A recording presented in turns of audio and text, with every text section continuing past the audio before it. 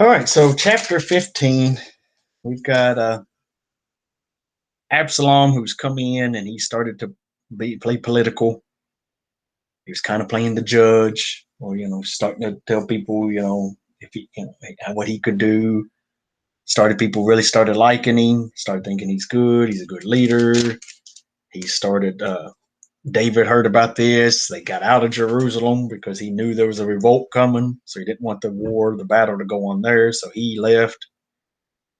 He left his big man, his counselor, Athaliah something. What was his name?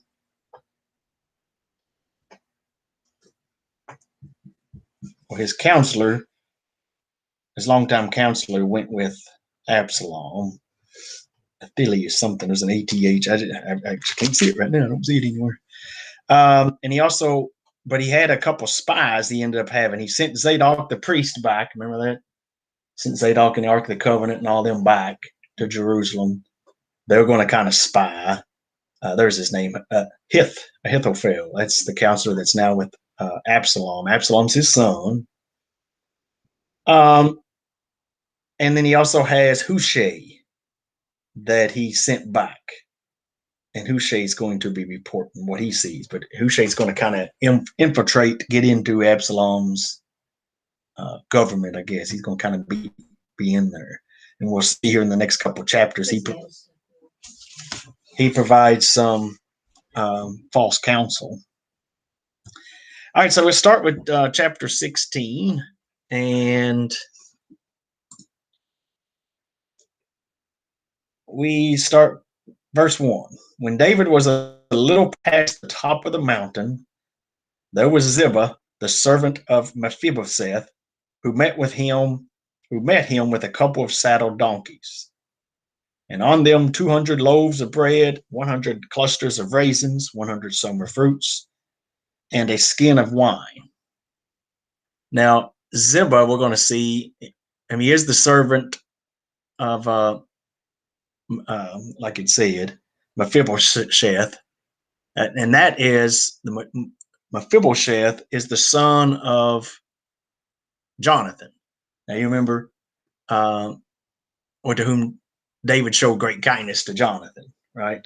Well, actually, and take that back, Mephibosheth, wasn't he the one that was crippled? I don't remember now. I'm kind of thinking he was. Trying to think of the name, and he showed great mercy to him, but that may have been Saul's other son. Might have been. Yeah, I think so. So I think I'm incorrect on that one. This is Jonathan's son, though. Jonathan's been killed, remember. Jonathan is the son of Saul. But Ziba here, he told. Well, let me go ahead and read on a little bit. And the king said to Ziba, "What do you mean to do with these, all this food and stuff?" So Ziba said, "The donkeys are for the king's household to ride on, the bread and summer fruit for the young men to eat, and the wine for those who are faint in the wilderness to drink." Then the king said, "And where is your master's son?" And Ziba said to the king, "Indeed, he is staying in Jerusalem. For he said, 'Today the house of Israel will restore the kingdom of my father to me.'" So he's saying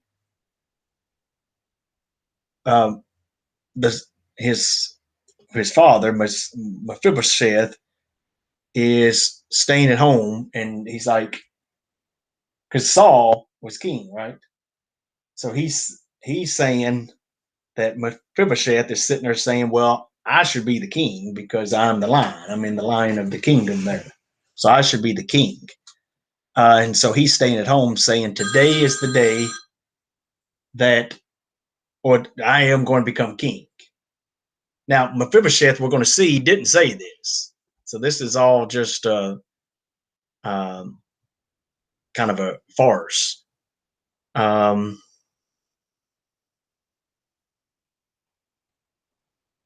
Yeah, I've got written here that actually Ziba left Mephibosheth behind to make it look like Mephibosheth didn't support David, but Mephibosheth does. So Ziba's lying here. He's bringing all this food and stuff. He's trying to gain some kind of favor. So the king said to Ziba, "Here, all that belongs to Mephibosheth is yours. So all that of his that he has is yours now. I'm going to give it to you." Which he's just taking the information that he knows, but he's been conned in a sense here because Ziba's not being honest. So all of Mephibosheth is yours. And Ziba said, "I humbly bow before you that I may find favor in your sight, my lord, O king." Now, when King David came to Bahurim, there was a man from the family of the house of Saul, so it means he's related to Saul, whose name was Shimei, the son of Gera. Coming from there, he came out cursing continuously as he came. And he threw stones at David and at all the servants of King David. And all the people and all the mighty men were on the right hand and on the left of David. So they're sitting there, and Shimei is coming out throwing rocks at them, cursing them. And Shimei said thus when he cursed, come out, you bloodthirsty man, you rogue," which is, someone that's not worthless, a worthless person, piece of crap, basically. "The Lord has brought upon you all the blood of the house of Saul, whose place you have reigned. And the Lord has delivered the kingdom into the hand of Absalom, your son." Now, Absalom has kind of taken the kingdom right now. But he's saying that this is all because of your bloodthirsty war hunger and so on. Now, how did David treat Saul? Why? What did he do? Give some examples. Killed him. Well, had a few opportunities to kill him, he didn't. Yeah. Had a few chances to do it, and he honored him. He's even gone back and it may be Mephibosheth, and I had to go back and double check it. But he gave money and stuff to Saul's only son that was left. And so he was taking care and honoring that. So really, this guy is not really correct in what he's cursing and what he's yelling. Now, David's made some mistakes, yes, but he treated the house of Saul pretty well, even though the house of Saul wasn't treating him very well, other than Jonathan, or at least Saul wasn't. And yes, David is involved in a lot of war and a lot of battles. Most of that has been what God has kind of had happen. So Shimei is not exactly correct in what he's yelling here. So now you are caught in your own evil because you are a bloodthirsty man. Then Abishai, the son of Zebuah, said to the king, this is one that's with David, "Why should this dead dog curse my lord the king? Please let me go over and take off his head." But the king said, and you would see that in a movie or something, there's someone sitting there and saying some of that kind of stuff. Like if we went to a bad part of Chicago or a bad part of any kind of town and we started yelling at one of the leaders or something, they're going to come pop capping you probably. They're going to at least rough you up or something. All right. And I mean that with, any kind of high ranking person. It doesn't matter where you are, if it's Chicago, Bowling Green. I just mentioned that, you start doing something kind of like that, they're going to kind of probably get you to be quiet. But the king said, "What have I to do with you, you sons of Zeruiah? So let him curse, because the Lord has said to him, curse David. Who then shall say, why have you done so? God's likely sent him here to do this. Let him do it. All right, we're not going to do anything." And David said to Abishai and all his servants, so we kind of probably have a little announcement there, "See how my son, who came from my own body, seeks my life." It's talking about Absalom there. "How much more now may this Benjamite? My own son wants to kill me, so why not one of these, some guy that doesn't even hardly know me? Let him alone and let him curse, for so the Lord has ordered him. It may be that the Lord will look on my affliction, and that the Lord will repay me with good for his cursing this day." Now think about that. When the apostles and them got the crap beat out of them because of Jesus, what did they do? They were proud. They're proud of it, right? They brushed off the dirt and, probably put some Band-Aids on or something, but they were happy. Yay, we got the crap beat out of us for God. Jesus is going to like it. Well, that's kind of what David's saying here. here we are taking this abuse, but if I'm just going to take it for him, you know, then I might be blessed about it. Now that gets into an argument, do you ever defend yourself and those kind of things? Well, sure. I mean, I do definitely think there's those times where you have to do that. That's not exactly what's going on here. And like I said, there's a lot of different situations we could sit and start talking about this and that, and there's different types of scenarios when you should, when you shouldn't. But obviously, this isn't one of those cases, I don't think. But I don't think anyone comes up and says you like Jesus and they punch you right in the face. I mean, I don't think you should necessarily go beat them up then after that point. But how you're supposed to handle that, I don't exactly know. I wouldn't like it if somebody punched me in the face, but just kind of saying they were happy when they got roughed up, and of course they were getting roughed up by the law. I think they got thrown into jail, and they had like they did with Jesus, because that's all they wanted. That's all Pilate wanted to do to Jesus, was just to beat him a little bit and then let him go. So that's when they got beat. They got beat that was their punishment from the police in that sense. And no, I'm not saying it's in connection to the police being bad, but I'm just saying that's who they had gotten beat up by. Anyway, I digress. Apologize. And as David and his men went along the road, Shimei went along hillside opposite them. And that's the same guy. He's still sitting there just following and yelling at him. He cursed as he went, threw stones at him, and kicked up dust. So he's fired up. Now the king and all the people who were with him became weary, so they refreshed themselves there. 15. Meanwhile, Absalom and all the people, the men of Israel, came to Jerusalem, and Ahithophel was with him. Now that's David's counselor, or was his counselor. And so it was when Hushai, remember now, Hushai, that's the guy that David sent back. He's going to be David's spy. When Hushai the Archite, David's friend, came to Absalom, that Hushai said to Absalom, "Long live the king! Long live the king!" So Absalom said to Hushai, "Is this your loyalty to your friend? Why did you not go with your friend? Why didn't you go with David?" And Hushai said to Absalom, "No, but whom the Lord and his people and this people and all the men of Israel choose, his I will be, and with him I will remain." All right, so he's kind of saying, if God put you in this position, I'm going to follow you. And of course, Hushai knows God didn't put him in that position, but he's just saying that. Let's skip over some notes there. Let's see, do I want to say that? I guess I'll skip that. All right. Furthermore, whom, 19, should I serve? Should I not serve in the presence of his son?